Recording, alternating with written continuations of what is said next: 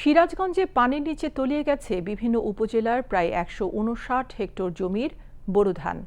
যমুনার পানি হঠাৎ বৃদ্ধি পাওয়ায় দুশ্চিন্তায় পড়েছেন এসব এলাকার ক্ষতিগ্রস্ত কৃষক। ক্ষতি পুষিয়ে উঠতে সরকারি সহায়তার দাবি তাদের।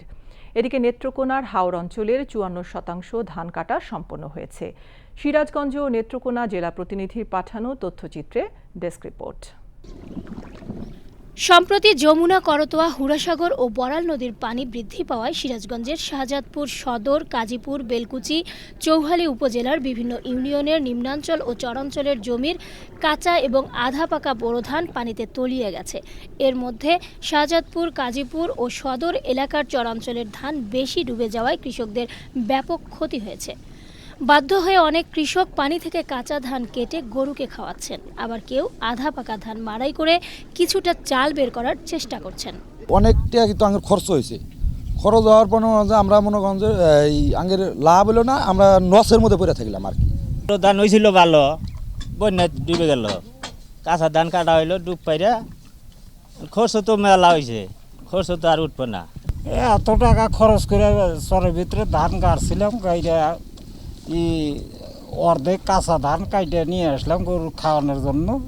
সারা বছরের খাদ্যের যোগান দেয়া ফসল পানিতে তলিয়ে যাওয়ায় চিন্তার ভাঁজ পড়েছে কৃষকের কপালে।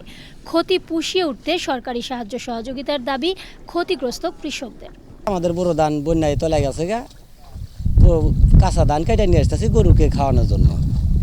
তো এটাই আমাদের প্রত্যাশা সরকারের কাছে, যে আমরা জানি এটা কিছু ক্ষতিপূর্ণ সরকারের কাছে পাই। খরচের পরিমাণে তো ঘরে আসবো না। সরকারের কাছে দাবি এখন ক্ষতিপূরণের জন্য কিছু সাহায্য সরকার ফিরে চাইতে তাহলে সে। কৃষি কর্মকর্তা জানান, জেলার ৫ উপজেলার প্রায় ১৫৯ হেক্টর জমির বোরো ধান পানির নিচে তলিয়ে গেছে। তবে ক্ষতির পরিমাণ এখনও নিরূপণ করা যায়নি। ক্ষতিগ্রস্ত কৃষকদের প্রণোদনার আওতায় আনা হবে বলেও জানান তিনি। যেগুলো ধান পেকে গেছে সেগুলো দ্রুত কাটার জন্য আমরা কৃষককে পরামর্শ দিচ্ছি। পাশাপাশি যেগুলো আছে এখন এটা পানি কমে যাওয়ার পরে আমরা সেগুলোতে সাদা পানি স্প্রে করে যাতে পলিটা নষ্ট হয়ে গেলে আবার সেটা রিকভারি করে সেই চেষ্টা করব। আর এক্ষেত্রে আমরা যেটা আমাদের আরও পরামর্শ সেটা হলো যে আমরা আউশ প্রণোদনা পেয়েছি, যদি এই কৃষকরা ক্ষতিগ্রস্ত হয় তাহলে সেই ক্ষেত্রে তাদেরকে আমরা অগ্রাধিকার দেব।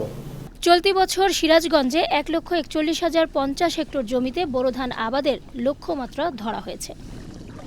এদিকে ভারতের মেঘালয়ে অতি বৃষ্টিপাতের ফলে উজান থেকে নেমে আসা পাহাড়ি ঢলে নেত্রকোনার হাওড়াঞ্চল খালিয়াজুড়ি উপজেলায় ধনু নদীর পানি দ্রুত বৃদ্ধি পেয়ে বিপদসীমার ৬ সেন্টিমিটার নিচ দিয়ে প্রবাহিত হচ্ছে।